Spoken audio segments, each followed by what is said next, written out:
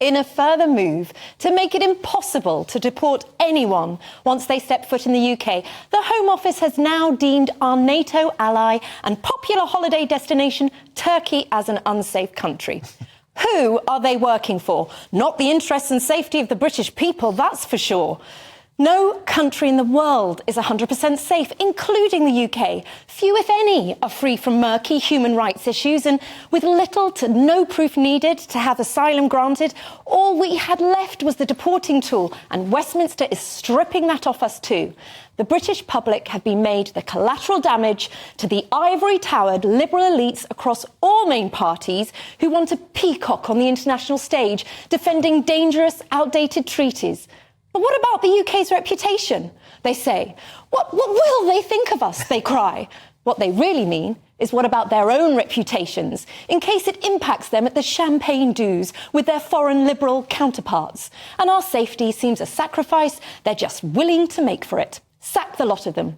Pedophiles, murderers and terrorists should be deported back to unsafe countries. They are responsible for the consequences of their monstrous actions, not us. How dare our politicians keep them here? The deporting tool must be restored for our safety, and we will not shut up for the sake of liberals' need to be liked abroad. Now, Benjamin, do you think it is right to send people back to countries deemed unsafe by the very people responsible for our weak, lax asylum system and the open door policy? Do you not think we should be suspicious of this constant attempt to stop deporting people who have no right to be here? I mean, I'm still waiting for an invite to one of these liberal elite champagne dues you keep talking about. I'm sure you've been to many, Benjamin. But look, people who commit the most serious crimes probably do forfeit their right to an asylum application. So the man who is alleged to have done an acid attack this week, we know that he was approved for asylum after sex offences. And I can't understand why, when you already have 10 years on the sex offenders registry, how you could be accepted to become a British citizen. That, I think, is understandable. But what I would say, where there is a profound contradiction in your argument, is that 7 days ago in this seat, you were arguing against the death penalty. And the truth is that there are lots of other crimes for which, if they were to go back to Afghanistan, Eritrea, South Sudan, they would almost certainly be killed. And so you are effectively giving them the death penalty for a range, some of them middling crimes. Well, I disagree with the death penalty because I didn't think it was hard enough. I think it was too safe, too quick for the most monstrous of criminals. Secondly, if you come from these countries that are often very violent, often very patriarchal, misogynistic cultures, and you come over here... Like reform. A bit... I mean, that's just rubbish. But I am just saying, I think taking away the right of a country to deport, because we can't deport the Afghan who's put acid over, allegedly thrown acid over the women and children because he is from what's deemed as an unsafe country. We need to stop that, send them back to where they came from, and I don't care if they suffer inhumane or degrading treatment. They have made British people suffer that. Yeah, they should have thought about that before committing crime in this country. I don't care. You're saying that they should be deported maybe for very serious crimes, for murders, paedophilia, and whatever else. I think it should be a blanket ban. If you shoplift, if you come to this country and you take refuge and solace and we protect you from so-called persecution in your home nation, if you so much as shoplift, you should be sent back to your home country, regardless of the consequences. Okay, but Ben, I think that's an example of where you're totally unreasonable, because someone who is waiting for their asylum application to be processed... Don't commit crime. The average person waits more than 12 months at the moment. They get £40-odd pounds Is that an excuse for committing crime? So is that an excuse for committing crime? Well, it's a reality that you probably can't feed yourself, let alone your kids, if you happen to have them with you.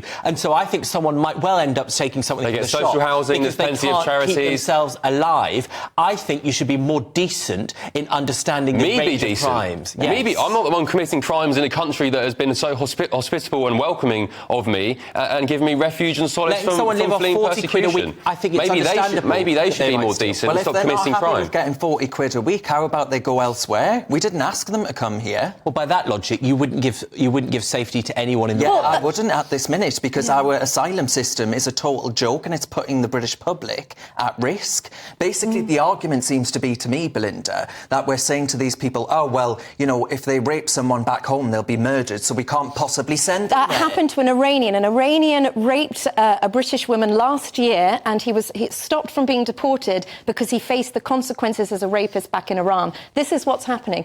Albie, don't you think it does real, genuine refugees who are at risk from certain death a huge disservice to throw open our borders to anyone from a country whose prison cells might not be as nice as ours, or they might be, you know, thrown in jail for a few months? Do you think it's wrong and actually does a disservice to genuine refugees as well as harming the British public and our infrastructure? I do, and I do think there is a lot of good in what you are saying, but also some stuff which is a little bit ridiculous. I think that the fact that we can't send migrants to Turkey seems to me to be ridiculous. Millions of Brits go on holiday to Turkey every year. It's a NATO ally. This is a country that we work very closely with on the international stage and that many of us go on holiday to. I've been to Turkey many times. I think that is a separate issue from Afghanistan. Afghanistan is not a safe country in any metric, and I would feel very uncomfortable with just getting rid of the rules that we have around safe and unsafe countries just because we are absolutely outraged at a specific crime that someone Afghanistan is a very safe country to send back extremist, Islamist, patriarchal, misogynistic men.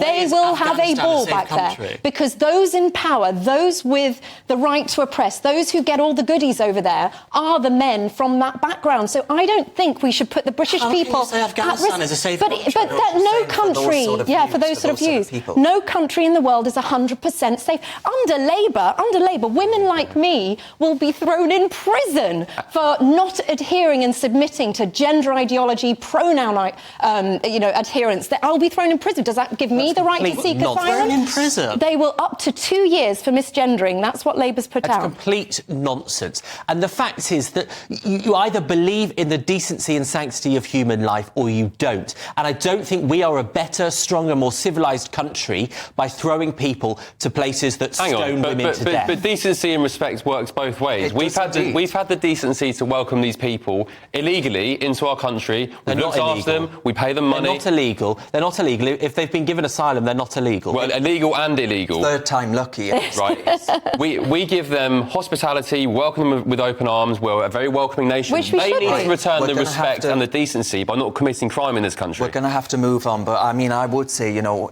respect and decency works both ways. I being one of the 3 gay men in Reading that were knifed to death for having a picnic. Anyway,